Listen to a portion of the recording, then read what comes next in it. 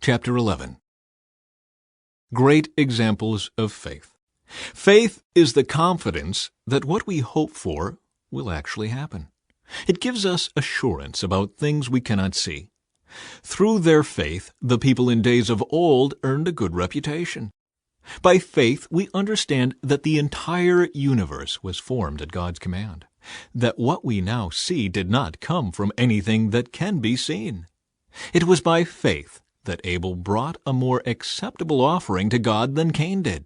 Abel's offering gave evidence that he was a righteous man, and God showed his approval of his gifts. Although Abel is long dead, he still speaks to us by his example of faith.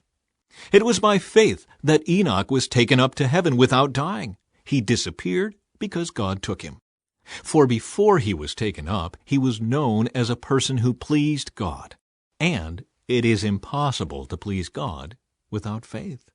Anyone who wants to come to him must believe that God exists and that he rewards those who sincerely seek him. It was by faith that Noah built a large boat to save his family from the flood. He obeyed God, who warned him about things that had never happened before. By his faith, Noah condemned the rest of the world, and he received the righteousness that comes by faith. It was by faith that Abraham obeyed when God called him to leave home and go to another land that God would give him as his inheritance. He went without knowing where he was going. And even when he reached the land God promised him, he lived there by faith, for he was like a foreigner living in tents. And so did Isaac and Jacob, who inherited the same promise. Abraham was confidently looking forward to a city with eternal foundations, a city designed and built by God. It was by faith that even Sarah was able to have a child, though she was barren and was too old.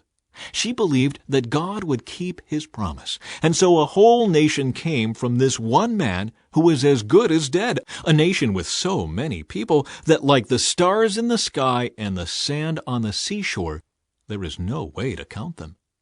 All these people died still believing what God had promised them. They did not receive what was promised, but they saw it all from a distance and welcomed it. They agreed that they were foreigners and nomads here on earth. Obviously, people who say such things are looking forward to a country they can call their own. If they had longed for the country they came from, they could have gone back. But they were looking for a better place, a heavenly homeland.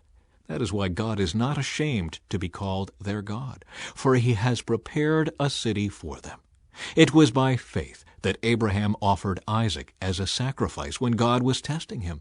Abraham, who had received God's promises, was ready to sacrifice his only son Isaac, even though God had told him, "Isaac is the son through whom your descendants will be counted."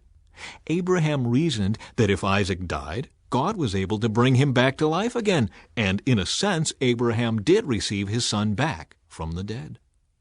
It was by faith that Isaac promised blessings for the future to his sons, Jacob and Esau.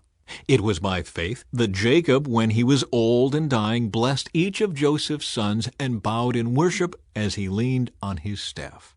It was by faith that Joseph, when he was about to die, said confidently that the people of Israel would leave Egypt. He even commanded them to take his bones with them when they left. It was by faith that Moses' parents hid him for 3 months when he was born. They saw that God had given them an unusual child, and they were not afraid to disobey the king's command.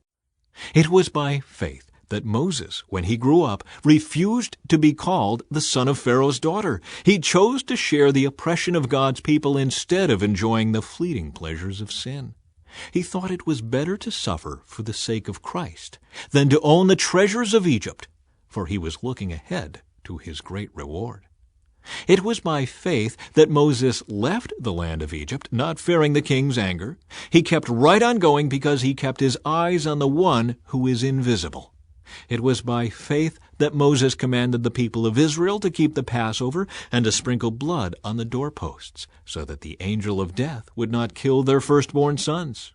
It was by faith that the people of Israel went right through the Red Sea, as though they were on dry ground. But when the Egyptians tried to follow, they were all drowned. It was by faith that the people of Israel marched around Jericho for 7 days, and the walls came crashing down. It was by faith that Rahab the prostitute was not destroyed with the people in her city who refused to obey God, for she had given a friendly welcome to the spies. How much more do I need to say? It would take too long to recount the stories of the faith of Gideon, Barak, Samson, Jephthah, David, Samuel, and all the prophets. By faith, these people overthrew kingdoms, ruled with justice, and received what God had promised them. They shut the mouths of lions, quenched the flames of fire, and escaped death by the edge of the sword. Their weakness was turned to strength. They became strong in battle and put whole armies to flight. Women received their loved ones back again from death.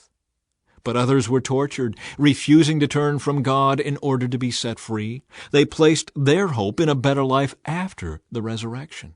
Some were jeered at, and their backs were cut open with whips. Others were chained in prisons.